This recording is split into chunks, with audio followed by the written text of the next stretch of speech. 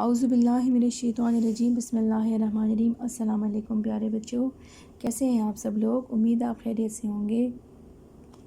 بچوں، جیسا کہ آپ جانتے ہیں، ہم نے اس ہفتے جو سبق پڑھا تھا اس کا عنوان تھا میرا وطن پاکستان۔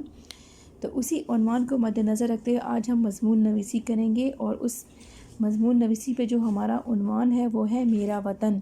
ٹھیک ہے، تو یہ آپ کی آسانی کے میں نے ویب بنایا ہے، اور الفاظ دیکھیں، ان الفاظ کی مدد سے ہم جو ہے اپنا مضمون لکھیں گے۔ آپ ویب نہیں بنائیے گا، یہ ویب میں نے آپ کی آسانی کے لیے لکھا ہے۔ ٹھیک ہے، آپ نے ان الفاظ کی مدد سے جملے بنانے ہیں۔ ٹھیک ہے، اور بالکل پیراگراف رائٹنگ کرنی ہے، پوائنٹس میں نہیں لکھنا۔ ٹھیک ہے، تو یہاں سے آپ شروع کریں نام سے۔ ٹھیک ہے، تو آپ سب سے پہلے لکھیں گے پہلا جملہ، میرے وطن کا نام پاکستان ہے۔ پھر بانی، بانی کا مطلب ہے اس کے بنانے والے کون ہیں، تو آپ لکھیں گے میرے وطن کا نام پاکستان ہے، قائد اعظم محمد علی جناح اس کے بانی ہیں۔ پھر آپ لکھیں گے پاکستان 14 اگست 1947 کو بنا۔ پاکستان کے 5 صوبے ہیں، صوبہ پنجاب، صوبہ سندھ، صوبہ خیبر پختونخوا، صوبہ بلوچستان اور گلگت بلتستان۔ آزاد کشمیر بھی میرے وطن کا حصہ ہے۔ صدر مقام، اسلام آباد میرے وطن کا صدر مقام ہے۔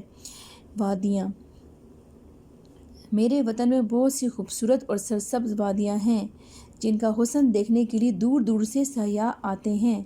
ان وادیوں میں ناران، کاغان، سوات، چترال اور کشمیر شامل ہیں۔ پاک فوج، ہمارے وطن کی پاک فوج بہت بہادر ہے اور ہماری وطن کی حفاظت کرنے کے لیے ہمہ وقت تیار رہتی ہے۔ لوگ، میرے وطن کے لوگ بہت محنتی اور جفا کش ہیں۔ گاؤں، میرے وطن میں بہت سے خوبصورت گاؤں ہیں، گاؤں میں لہلہاتی فصلیں اور باغات ہیں۔ میرے وطن میں بہت سے خوبصورت جگمگاتے شہر ہیں جہاں پر ضروریات زندگی کی ہر سہولت موجود ہے۔